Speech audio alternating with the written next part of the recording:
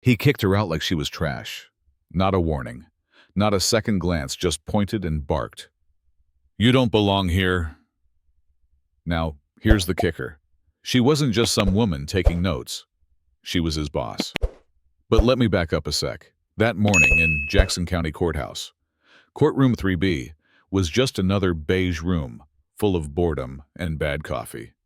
Judge Curtis Halbrook strolled in like he owned the damn building chin high, robe flowing, eyes scanning for trouble he thought only came in one color.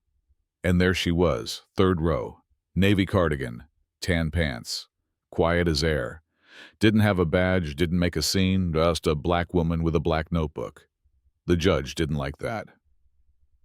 "You blue sweater," he snapped, like she was some teenager loitering in his backyard. "You a lawyer press? No. Then get out, this ain't a circus." She didn't flinch, just closed her notebook soft, nodded once, and walked out like she'd already heard that tone 100 times before. What he didn't know was that her name was Dana Rowe, and she worked for the Bureau of Judicial Conduct, Internal Review Division. Yeah, the ones who make bad judges disappear. Now Dana, she didn't start this job to make noise. She started it after her little cousin Malik was thrown in juvie for stealing a sandwich. No record, no weapon, just hunger. Same judge, same courtroom, and on her desk back at a dusty office above a laundromat, there was a file, a thin one.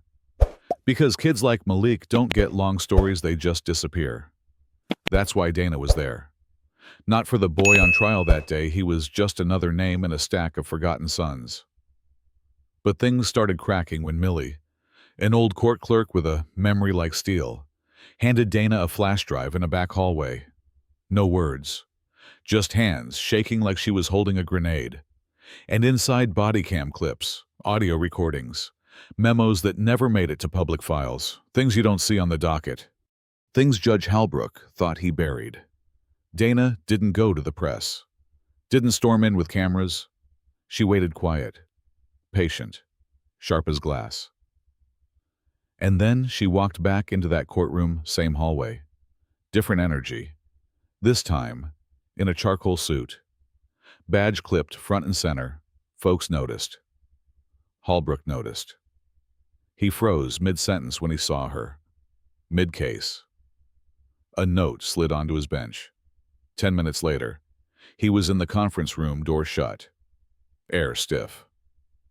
You're with oversight," he asked, voice suddenly soft.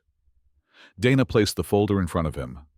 Thick now, full of every bruise he ignored, every plea he silenced, every time he looked away.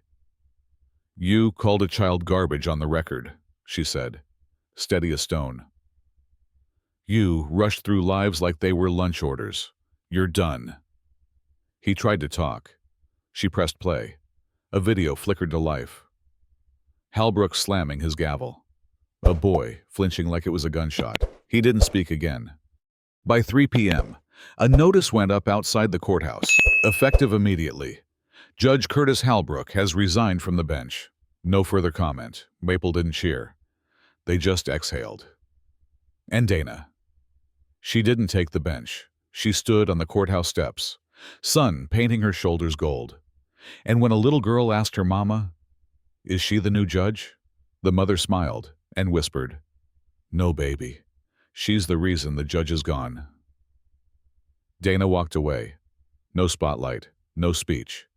Just the sound of justice finally echoing in the silence he left behind. So now I ask you, what do you think?